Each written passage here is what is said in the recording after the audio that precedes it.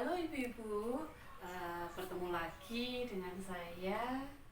Materi kali ini saya ingin menjelaskan tentang apa sih itu penyandang disabilitas. Nggih. Ibu-ibu masih ingat tidak dengan materi yang sebelumnya, yaitu kekerasan pada anak. Kalian betul Bu? Kelingan, Bu. Oh, jadi kita akan melanjutkan sesi ini. Sebelumnya saya mau bertanya, kekerasan pada anak itu contohnya apa ya? Dipukul, Bu, diajar ngoten nika. Oh iya, betul sekali ya. Jadi masih ingat ibu-ibu. Nah, apa itu penyandang disabilitas? Itu saya bacakan Bu ya. Nggih. Setiap orang yang mengalami keterbatasan fisik, intelektual, mental, kemudian sensorik dalam jangka waktu lama yang dalam berinteraksi dengan lingkungan dapat mengalami hambatan dan kesulitan untuk berpartisipasi secara penuh dan efektif dengan warga negara lainnya berdasarkan kesamaan hak. Ya, saya jelaskan. Ibu-ibu melahirkan seorang anak itu merasa bahagia nopo mboten? Bahagia sangat, Bu. Bahagia ibu ke. Nggih. Apalagi anak-anak yang dilahirkan itu anak-anak yang sehat, anak-anak yang apa namanya, anak-anak yang tidak cacat Bu ke. Nggih. Sing kados Bu Indah matur niku anak-anak cacat disabilitas itu Berkebutuhan khusus, Bu. berkebutuhan khusus ini.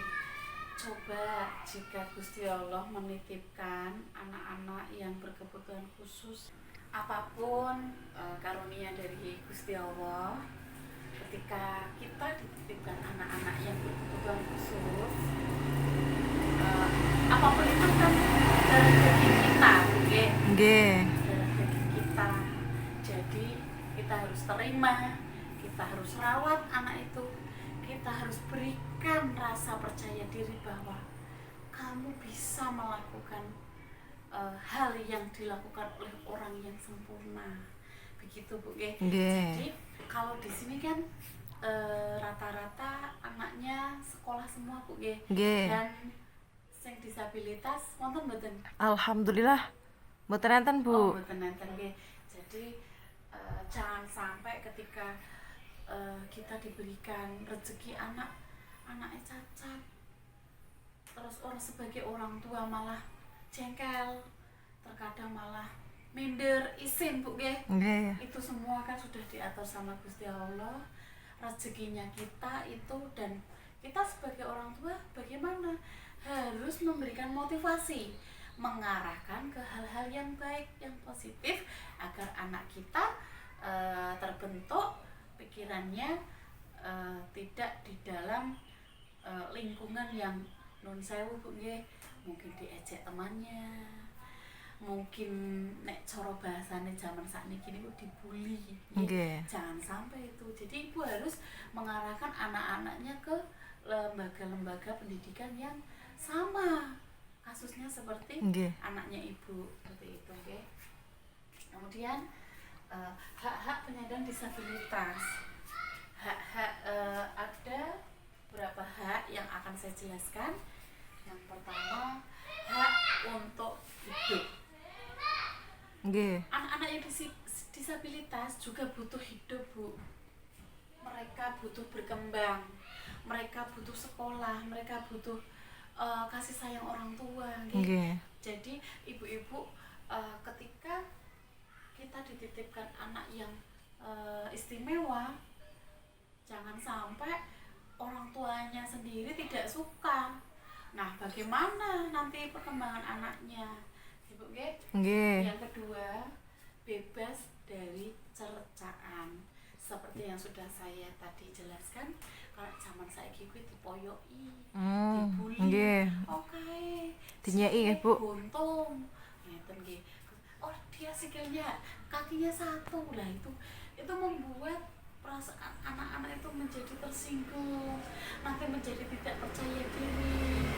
Kemudian anak-anak gampang marah Bu nggih. Nggih. Karena merasa aku ki ya ora sempurna, banyak sekali yang tidak mau berteman dengan saya, mungkin seperti itu. Nah itu sebagai orang tua harus membangun hak-hak yang harus layaknya manusia sempurna layaknya Bu ya.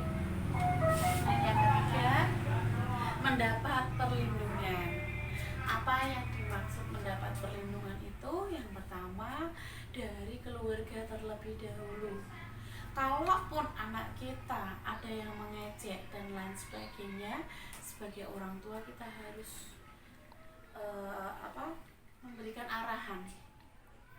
Misalnya, Bu, pulang bermain misalnya, Bu, aku diejek temannya, katanya aku tangannya yang satu kecil misalnya seperti itu. Nah, bagaimana peran orang tua? Ini adik kan sakit, butuh berobat dan lain sebagainya, jadi mungkin teman-temannya kan tidak tahu. Nah, cara untuk melindungi anak kita, bagaimana biar anak kita itu tidak merasa kecil hati, ya. Gitu. Kemudian mendapat bantuan hukum.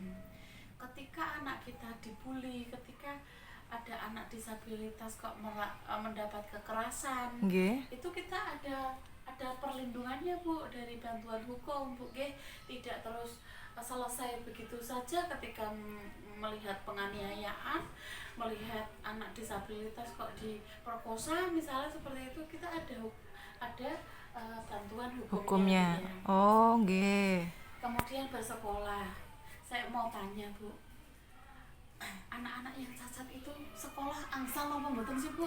Angsal Bu. Nggih, angsal Bu. Nah, nek sekolahnya dicampur kali sing lari-lari sing normal napa benten? Kira-kira lebih baik yang benten nggih Bu. Oh nggih, terima kasih atas jawabannya. Anak-anak yang berkebutuhan khusus penyandang disabilitas.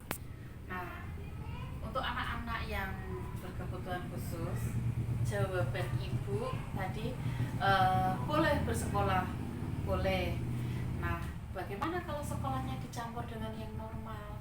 Nah, itu kembali lagi nanti ada cercaan, ada bulian, itu pokoknya. Jadi kita harus arahkan anak-anak tersebut ke dalam lembaga yang sekolahnya menangani disabilitas. Jadi kan mereka bisa saling mengerti satu sama lain, dia bisa menyadari bahwa diri sendiri itu adalah mungkin kurang dari segi mungkin anggota tubuhnya tidak sempurna begitu. Jadi kalau disamakan dengan siswa yang normal, takutnya nanti dia mendapat cercaan itu. Okay?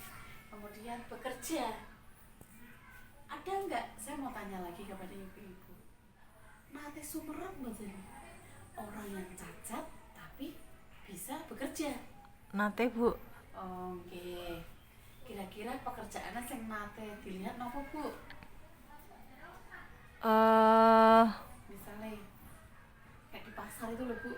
Jualan nggih Bu, biasanya nek kok ideran niku lho Bu. Oh, nggih, wonten. Nggih, ada lagi? Mungkin Mboten ngertos Bu. tukang ojek. Mungkin bisa. Oh, nggih, tukang ojek. Nggih. Jadi ada Bu, sepeda motor yang dimodifikasi untuk penyandang disabilitas. Oh, nggih leres Bu. Heeh. Itu misalnya contohnya ojek di pasar. Ada ibu-ibu berbelanja karena bawaan belanjanya itu banyak, dibawa oleh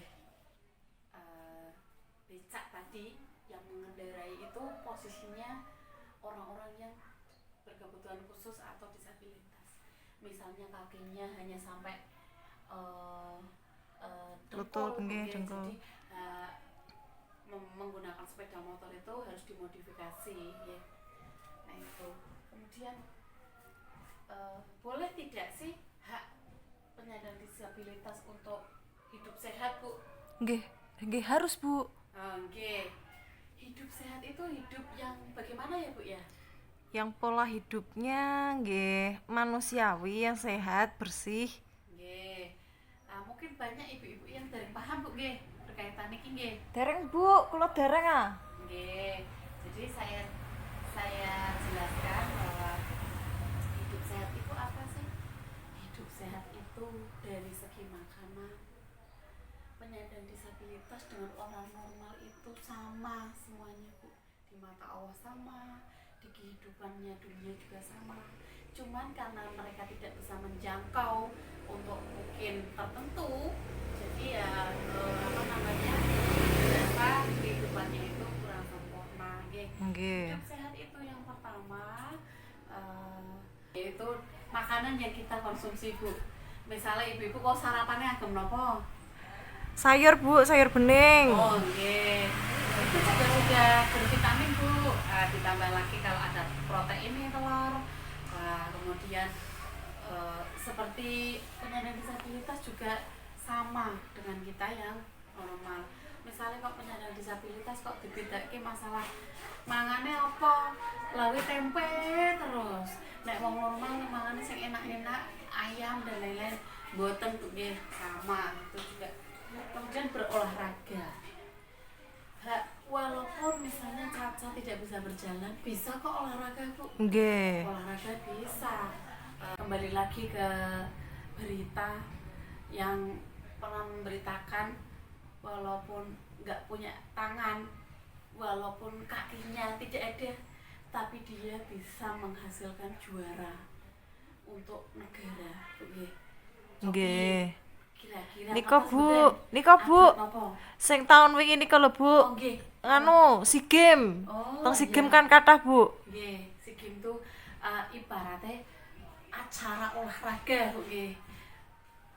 Bertanding antara negara Indonesia melawan negara-negara tetangga. Nah, niku kula nate Bu mirsani seorang atlet itu atlet berenang itu tidak punya tangan, tidak punya kaki, tapi Gusti Allah kok memberikan keahlian bisa berenang. Coba Bu, kan kalau berenang itu kan gayanya kan pakai tangan, pakai kaki Bu, tapi kok bisa Bu. Nah itu sudah saya bilang Bu, di hadapan Allah itu kita sama semuanya, walaupun cacat, wah kita sempurna sama saja Bu. Nggih. Kalau ada yang cacat kok sakit jadi pengusaha, jadi atlet, kemudian jadi orang hebat, ya memang karena mereka itu memang dididik jangan karena Gusti Allah maringi kecacatan terus mereka tidak bisa apa-apa. Nah itu kita bagaimana caranya mengarahkan ke berbagai hal, lembaga, teman pergaulan kita yang mungkin sama dengan kondisi kita seperti itu. Kemudian bebas dari kekerasan dan eksploitasi. Bicara dengan kekerasan, tadi sudah saya singgung di awal, orang-orang yang disabilitas itu tidak boleh dibully. Apalagi Kak, kalau di desa itu Bu ya, aku nggak mau berteman sama orang cacat. Nah, itu jangan sampai seperti itu Bu. Nah niku ya Allah jangan sampai, karena kita semua sama, hanya saja geraknya kita terbatas antara yang normal dengan yang cacat. Gitu. Kita jangan sampai kok di lingkungan kita menjelek-jelekkan tubuh kita, yang fisik kita yang tidak sempurna ini, itu harus dijauhkan. Kemudian tidak dikucilkan. Kita harus merangkul saudara kita, anak kita, teman kita, mungkin yang mengalami kecacatan fisik. Jangan sampai karena tidak mempunyai tangan kita tidak mau berteman dengan mereka. Jangan sampai itu, karena dia akan berdampak bahwa dia nanti akan frustasi Bu. Bisa-bisa nanti kalau lingkungan kita mengucilkan kita terus, membuli kita, kemudian merasa bahwa kita tidak berguna, bisa bunuh diri kita, karena merasa mereka tidak punya teman. Gitu. Kemudian diperlakukan sama dengan orang lain. Nah, dari awal sampai sekarang saya selalu mengucapkan bahwa antara yang disabilitas dengan orang yang normal itu sama saja, tidak ada bedanya, hanya saja masalah makan disabilitas kalih dhewe lawe tempe ya sami mawon Bu, lawe ayam nggih sami mawon. Apa ya nek wong cacat lawe tempe terus nggih mboten nggih Bu nggih. Nggih. Nah, niku diperlakukan sama dengan orang Lain. lain. Mungkin itu Bu hak-hak penyandang disabilitas menurut flip chart yang sudah saya pasang. Itu menjadi pengetahuan untuk kita, untuk ibu-ibu yang hadir hari ini Bu nggih. Nggih. Senang mboten Bu? Seneng banget, Bu. Nah, nggih. Alhamdulillah mudah-mudahan bermanfaat. Alhamdulillah. Ketika kita melihat orang cacat, bukan berarti kita langsung menjauhi ataupun merasa aku cacat, kamu cacat, saya normal, kamu jelek, saya cantik, misalnya jangan sampai seperti itu Bu. Nggih. Sama semuanya. Nggih. Malahan kalau kita bisa mempunyai rezeki ataupun kita bisa mempunyai teman seperti itu, kita rangkul bersama Bu. Karena semua di mata Allah itu sama saja. Cukup sekian penjelasan dari saya berkaitan dengan penyandang disabilitas. Diambil manfaatnya ya Bu. Ya. Semoga kita senantiasa diberikan kesehatan selalu. Amin. Diberikan panjang umur Bu Amin. ya. Dan di lain kesempatan kita bisa bertemu lagi dalam Nggih. keadaan sehat walafiat. Amin.